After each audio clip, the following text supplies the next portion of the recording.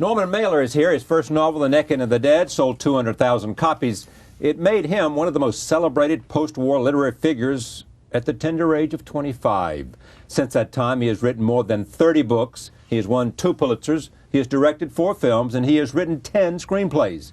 His new book is called The Spooky Art, Some Thoughts on Writing. Its publication coincides with his 80th birthday, January 31st. I am pleased to welcome Norman Mailer back to this table for a conversation about everything. Welcome. Thank you. July 31st is the right day, isn't it? Yeah. 80. 80, yeah. What's it like?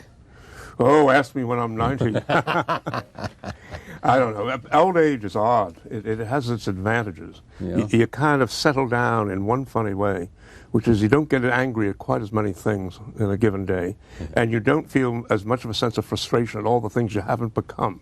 Well, tell me about that, because you have, I've read your thoughts on that. This idea of saying, I know what I'm not going to be, and I'm okay by what I am. Well, you're never okay with what you are, but generally speaking, you've come to accept the fact that you probably are what you are. In other words, you're not thinking, I don't think any longer, maybe I ought to go back to politics. Maybe I should have been this. Why could I never become the skier I wanted to be? Yeah. I don't think about those things anymore. All I think about is the one thing I ever was really good at was writing. And so when you think about that, what do you think other than well, this book? I have a book I'm working on, a novel, big novel. Bigger possibly than I am. In other words, I may finish the novel or the novel may finish me. But at 80, you can't start making predictions. Saul Bellow wrote a very good novel at 84. What was it called? Don't ask me, because I have an 80-year-old memory. Okay. The point is that he was writing well at 85. At 85. Yeah, that's my point. That gives hope. Because you don't want to, obviously you have less writing ability in terms of speed of hand, so to speak, and fire and smoke when you get older. The punch is not as hard and is not as fast. It's slower. You see the opening and you don't take it. Yeah. The equivalent of that in novel writing, I don't quite know, but it just takes you longer to get to the same place. And on the other hand, you know more.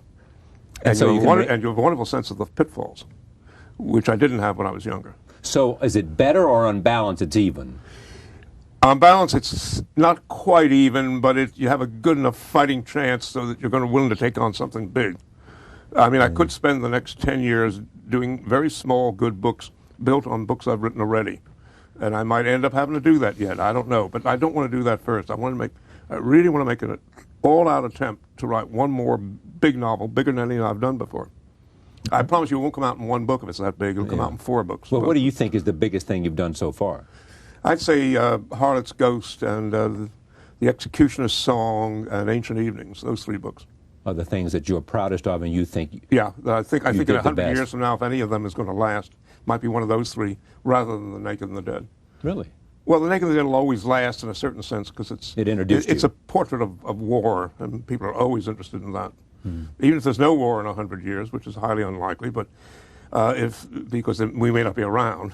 But if there is no war in 100 years, then people might be interested in war still. So The Naked and the Dead may last, but I don't think it's the best of the books I've done. No. Speaking of war, what do you think of this talk of an Iraqi invasion? I listened to the speech last night, good part of it, and it was marvelously crafted.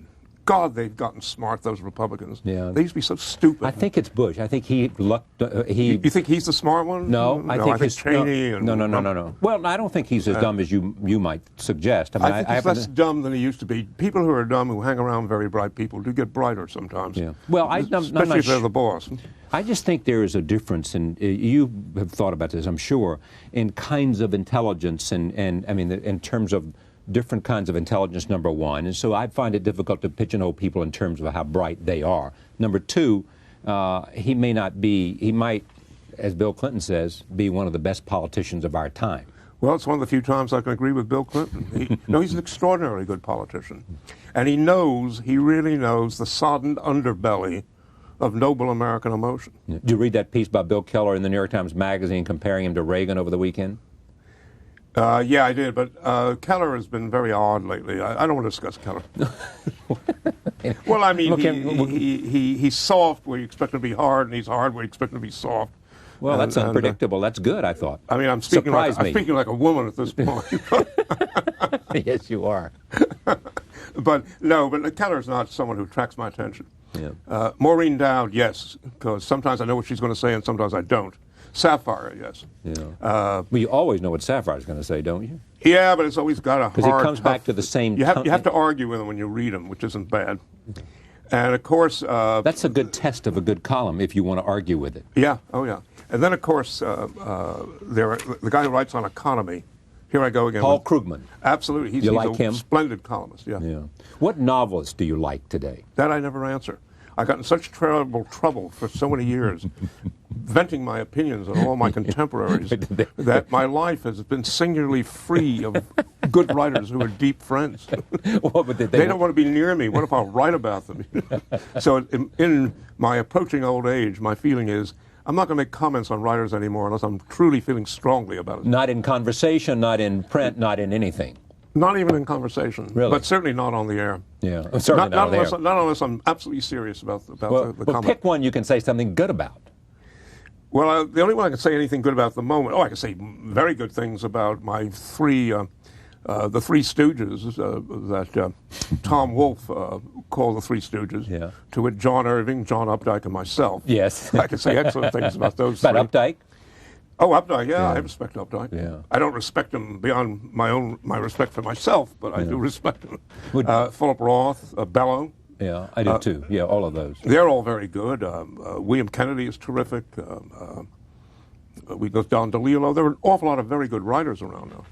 And I know I've missed a few on Okay, but you put Larry McMurtry. There are any number of very good writers around. It's just that none of us really are great enough for what this country needs right now, which is a few great novelists who can change the stupidities with which we're ridden now. When was the last time we had that in our history? Just Passos used to do it. Faulkner had that quality. Hemingway, in a funny way, changed American life profoundly. Not always in ways one would admire necessarily, but he had the power to change American life. How did he change it? Oh, everybody in terms of the coverage of the war, because he made us aware of the fact, made sensitive men aware of the fact that courage was an absolute virtue. Yeah. And that you couldn't ignore a lack of courage in yourself. Most people believe that you patterned yourself after Hemingway. I was influenced by him. I was influenced by that thought. But no, I wouldn't try to pattern myself after Hemingway because, for one thing, he wrote brilliantly and wonderfully well, but he wrote in a different way than I write. He had a different kind of mind. I'd be silly to pattern myself after Hemingway. Pattern is a bad word, bad choice of words. You look to him as an example. Spiritual father. Yeah, exactly. And then he committed suicide. Yes, because he could not live with the absence of his faculties. I think that's probably true. He was not about to be there a doddering old man. Yeah. He just wasn't. But even is that courage or not? I don't know. Maybe not. I've always wanted to think that he didn't go in that room that night to commit suicide. He went in there for his cure. And the way he saw his cure was he would take this double-barrel shotgun, put his thumb on it, or finger or whatever, and press down on it. That he may have done it 20 times before the death occurred. And then he would see how deeply he could go into this hair trigger mechanism before he'd release it. Daring death that way, you see. And this night it didn't work and the gun went off. Have you played a kind of Russian roulette with your life in any way? Well, not that way, no. I don't mean physically with a gun, but I mean in terms of where you have taken risk in which if there'd been a gun in the barrel, it'd been over. You know, that kind of thing. No, I think I've taken certain kinds of risks that were not small. Two of them were Ancient Evenings, Ancient Egypt. Right, I agree. Which was a very tough book to write and took 11 years, damn it. I know. And Harlot's Ghost took 7 years. And when I started it, it was a bold book because I was going to try to write about the CIA as if they were people rather than a noble, exalted, patriotic institution. And by the time I finished the book, the CIA was on the downward path. It had lost its luster for Americans.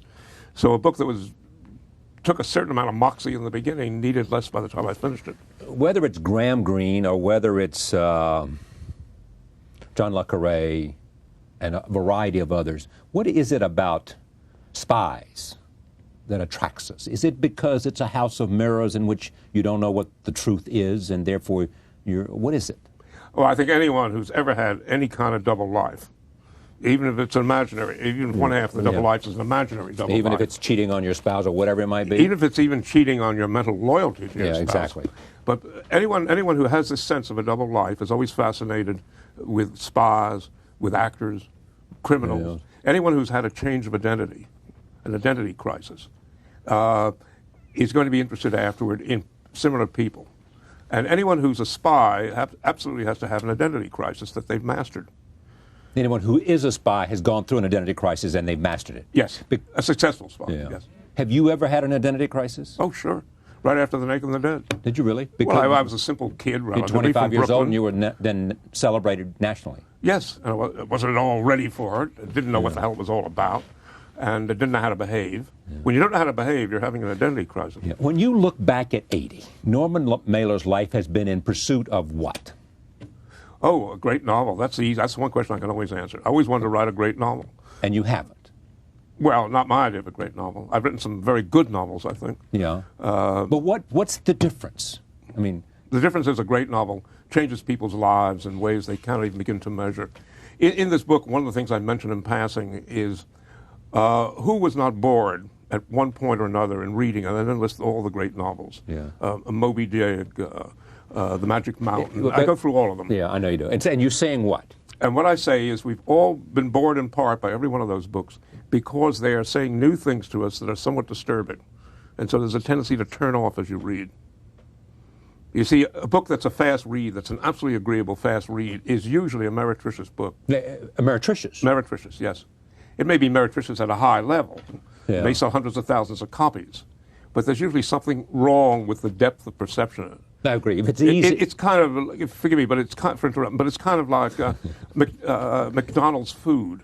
We have a huge equivalent of McDonald's food in the literary world, which is a certain kind of bestseller, huge bestseller, whose taste you can detect in advance. Is this so obvious as to say that any great art is a struggle?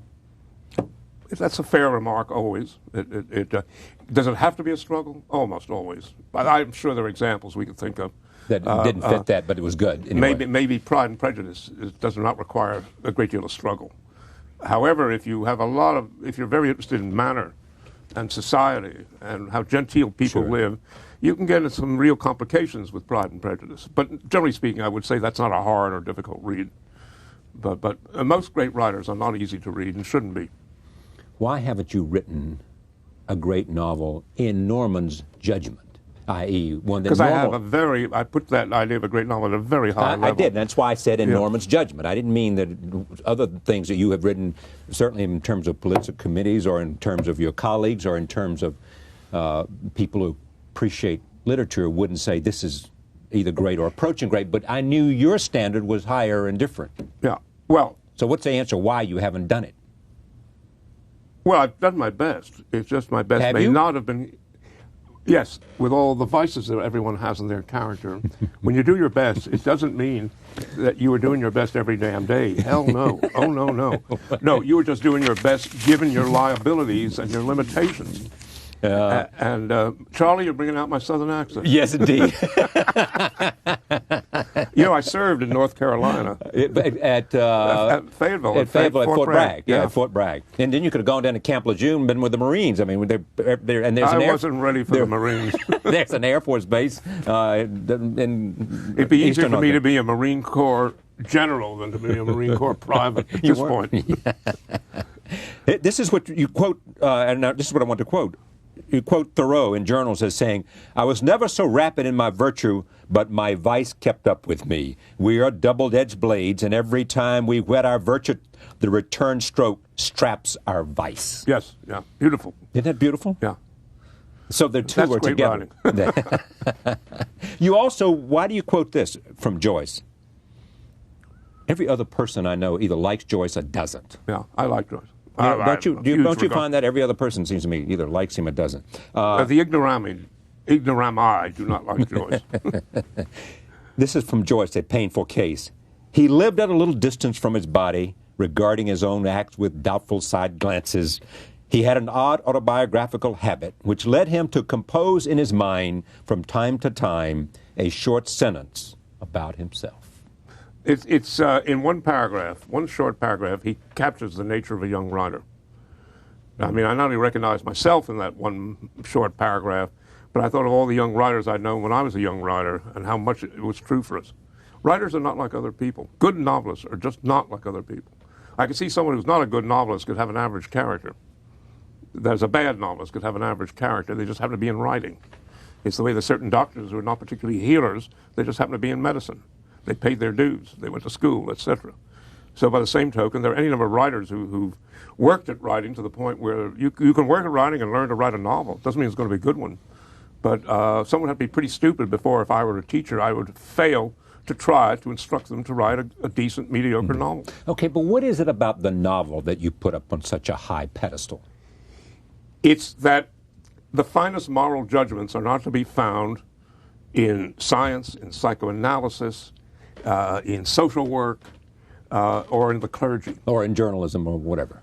Journalism goes by the board. We don't have to worry about that. Journalism is not built to give fine moral judgments. All right. It's built to give the best quick moral judgments that are available. The first writing of whatever. To a bunch of people who are prejudiced in the first place. Okay. But why a novel? I mean, I want to get back to novelists. It's the highest what? Well, it offers the highest challenge for moral inquiry. In other words, the finest moral assessments of experience and of behavior can be found in the novel. Look back through history of civilization, and you will determine, and you will come to the conclusion that the most rigorous and highest examinations of morality have been done in novels. Well, the novel's only 300 years old. Okay. So let's say for the last 300 years. That's the example. Yeah. The earlier examples were the great theologians. Aquinas, Augustine, a few of the others, Maimonides, Luther, Bishop William of Oxen, Occam's razor. There were great moralists in the Middle Ages. There were great moralists at the time of Christ. There were great moralists at the time of the Hebrew prophets. There were doubtless great moralists in Islam that I don't know about. But at a certain point, the novel came into existence. And when you are a theologian and a moralist, your end is to a certain extent foretold. You have to come out on the side of God, one way or the other. It's only the novelist who can say, what if God is not all good and all powerful? What if God is possibly all good but not all powerful, or all powerful but not all good? It's almost impossible for a theologian to think that way. But that's the way we think in life. One of the most commonest remarks in life is, how could you do this to me? Yes. Or how could God allow that? Or how could you be good if you did this? Or how could you be good if you allowed this? Yes. No God would allow AIDS. Yes, well, all of it, AIDS, the Holocaust, all the disasters, the nuclear war.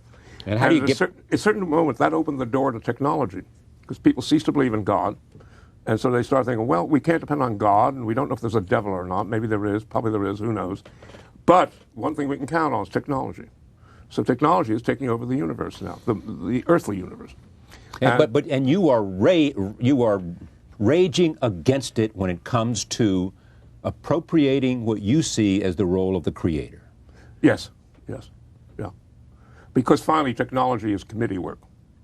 There are individual creators in technology, but generally speaking, 99 out of 100 new things that came along through the work of many fairly good committees, if it's a good job.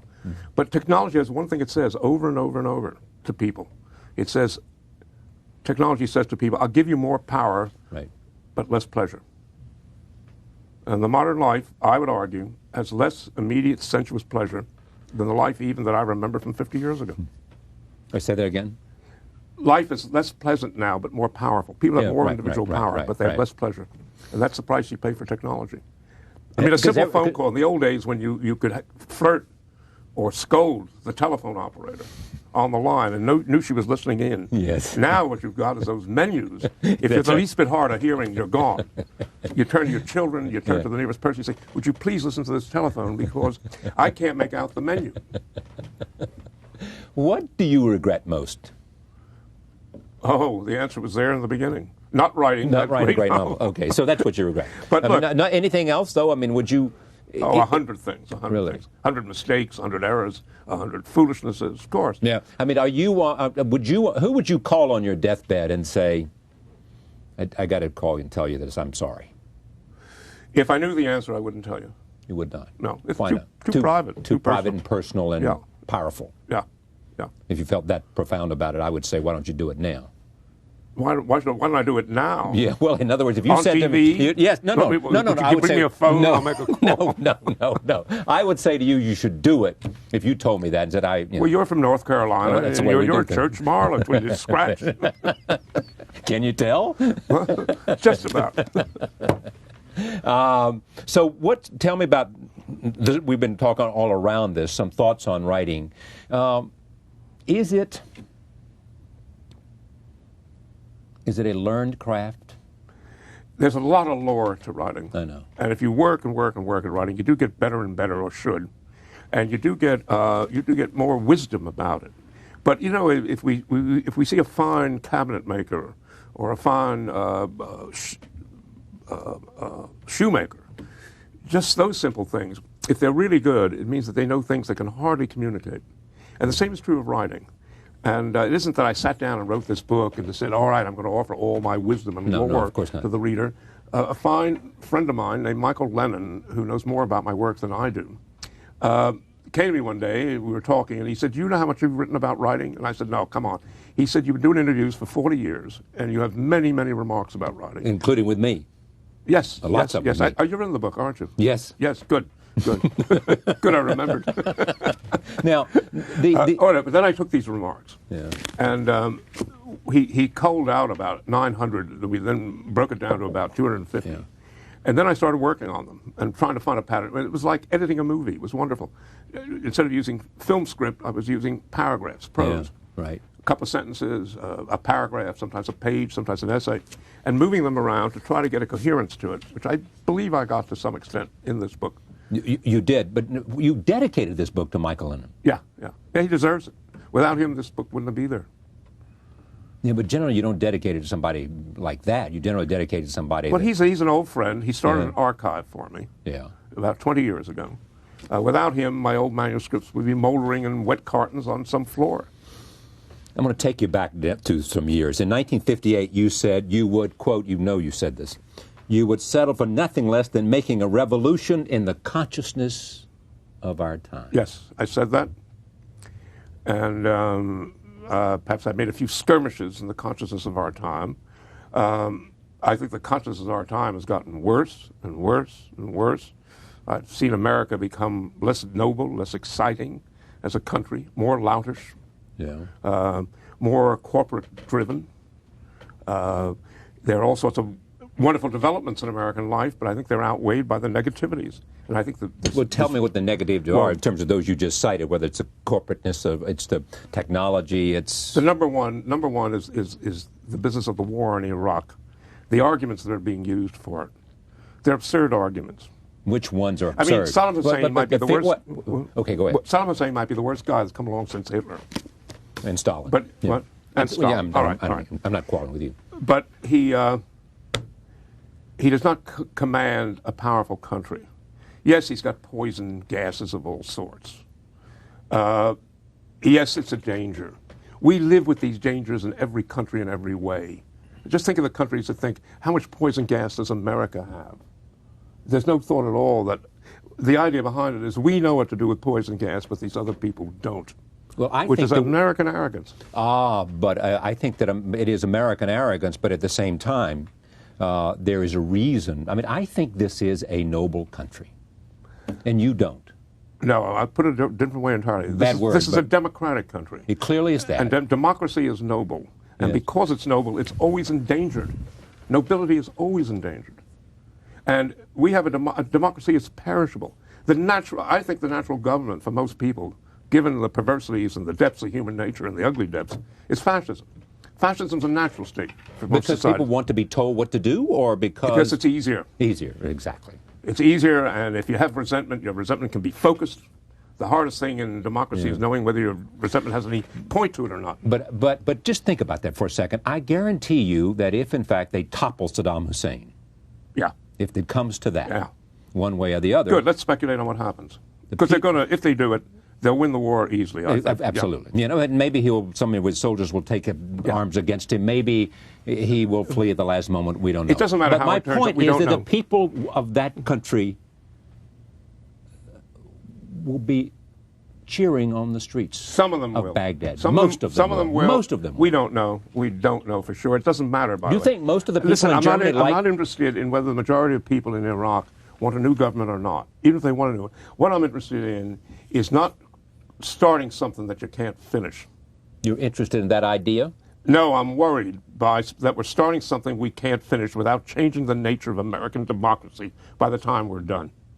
Let's stop there. How will this change the nature of American democracy if, in fact, they don't finish it, or if they do finish it? You're saying finishing it will change the American democracy. Let me ask you a simple question. All right. How did the war in Vietnam change the nature of American democracy? I'll tell you how it did. American democracy? Yeah, how did it change America? You're going to say to me the war in Vietnam did not change America? No, I'm not. Of course not. It made us more loutish, if nothing else. You had a lot of soldiers over there, who began to realize the idiocy of that war, and they began to realize that drink and pot were the only way to fight that war. Right. And so it became a wilder war than the war I was in. And they came back with that. And the very people who decry the way the drugs are on the upbeat now in America all over the place, and the children can't read and stuff like that, are precisely the people who now are pushing to have a war in Iraq that could endanger things even more, because there's such a disbelief in the need for this war. Let me just try to make my point on this. We could defeat Saddam Hussein very easily. But afterward, what? What makes terrorists? What makes terrorists is a feeling that they are a minority, that they're ready to die for their ideas. You could... that's not what... I mean, the question really is what makes them feel that way. I mean, they become terrorists because they feel such rage against something for some reason. Yes, but the rage they feel is not because they live in totalitarian societies. The rage they feel is that we are dominating them. Or not us, somebody. Somebody. Yes, but if we want to step forward and say we're the somebody, we're asking for it. We weren't dominating. Right. So we weren't dominating anyway, Osama bin Laden. Somebody else was dominating. My argument comes down to this. If we're going to... how much time do we have left? Because I really want to be able to make this argument, or else... Well, you have enough time to make this argument for sure. All right. If it takes 30 minutes, make it. No, then I lose everything I said about my book, which is why I'm here in the first place. I promise you both will be in. You can't have an hour. I'm not equal to an hour of American television time. We'll see about He said that. modestly. Lying in his teeth. Exactly. And I say immodestly, it's my call. Well, subject to greater powers, it's your call. Make the point. Yeah, I'm 80 years old. I may have forgotten the point. No, you haven't. No, I haven't. Go ahead. Let me try to make the point. The fact that Saddam Hussein is a monster, that he's terrorized a country, that he has very dangerous weapons, is a terribly unpleasant fact of life. In terms of the body politic, it's like having a hideous ulcer in your leg. But that doesn't mean that you're necessarily going to attack that ulcer with all the means possible, because the consequences might be worse. Part of living in a modern technological world with huge divisions is being able to stand the tension. If Saddam Hussein were ever to attack directly, he's gone, he's toast. So the next argument has been that he is encouraging terrorists all over the world. Well, if I were Saddam Hussein, as a novelist I speak now, the last person I'd want to come into my country is a terrorist I don't control. And how do you control terrorists? They're always in small groups. If I were a terrorist, the last country I'd want to pass through is Iraq. If I'm going from Afghanistan or Pakistan all the way across the Near East to, say, Libya, the country I would try to avoid is Iraq, because there they put me in an internment camp. They don't want loose cannons. Saddam Hussein's attitude is, I am the only terrorist in this country. I don't want loose cannons, and I don't want aficionados. And you are alive in my country at my sufferance. Yeah. So the argument that they are breeding terrorists is, I think, a weak argument. There's been no proof that they're breeding terrorists. It's all been loose and vague. That's not the argument against Saddam Hussein. The other argument is this. If this guy is mad enough and bad enough to drop sarin gas on any country around, before a war. What do you think he's going to do in the last stages of a war? If he's going down and he's still alive and he's strong enough, because we don't really know his final strength, his mettle, his lividity, his evil, to use George Bush's favorite word about which he knows very little. If he is going down in flames, why doesn't he pull the pillars of the temple down with him? He will. He will. So in other words, there's a real chance. He will try. He will try. He'll try. It doesn't mean he'll be successful. But we, with our extraordinary intelligence, will know exactly the moment when he's going to try. No, but the argument is, why are you so confident he won't do it anyway? And that's the question. If, in fact, he has that potential, he might do it anyway. I'm not arguing for war. I'm just trying to argue with you. I think it's a weaker argument than that he would do it in defeat. To do it while he still retains power means the end of his power. Well, but he's already done it in part against his own people, and you know that. It's easy to do it against your own people. It's much easier to fight with your own mate than to go into a bar and have a fight with someone who's bigger than yourself. So you know what that is? That's an argument That's North Carolina wisdom. That's an argument that he is deterrable. The idea is, here's an idea that many people talk about. Saddam Hussein is deterrable. Yes. In other words, you can deter him, as we deterred the Russians deterred us, right? Yeah. Okay. And the idea is that the people who are with Osama bin Laden are not deterrable. That's they right. are prepared to die. Yes. As they have witnessed time after time, you know, especially tragically on September 11th. Yes. So, but we don't get them by taking him on. We are taking him on because we couldn't get them. That's my political argument.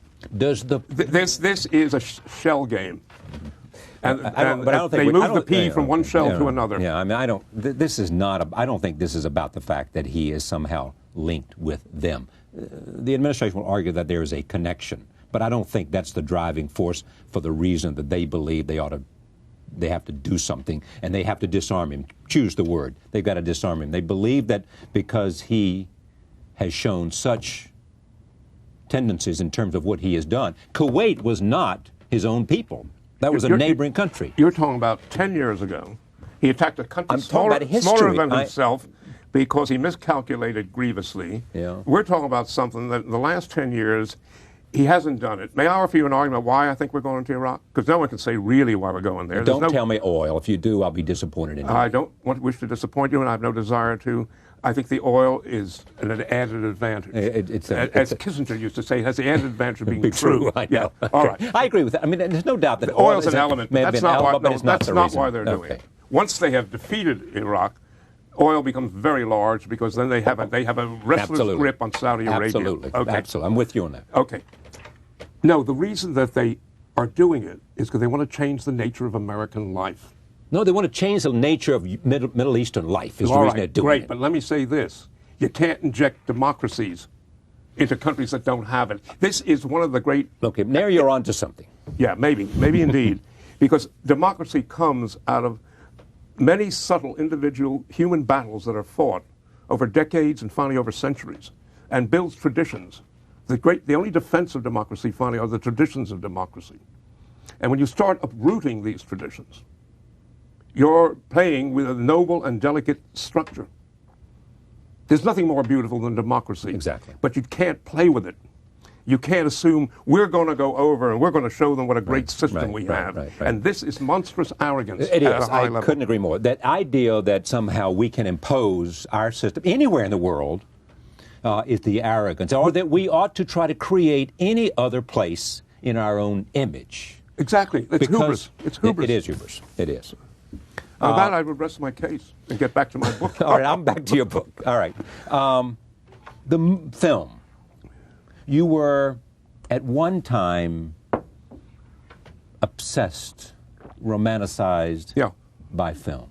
Did you lose that curiosity, or did you say, I can't be great at that, so I'm back to what I can be great at, and I'm more likely can be great at this? The difference between film and literature is you can write a couple of books and they're half good and half bad, and you can keep at it. The economics are not punitive that way.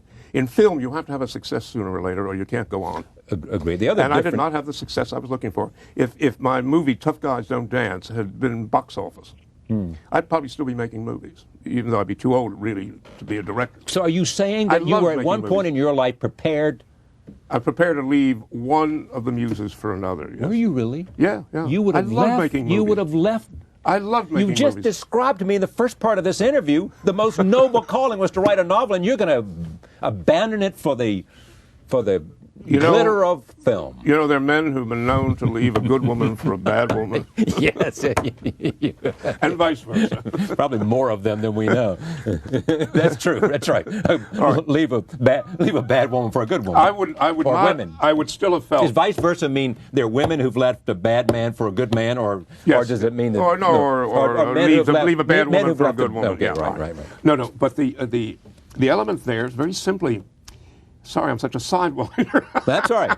is that I always thought the novel was more noble than film. Yes. I just thought film was more fun.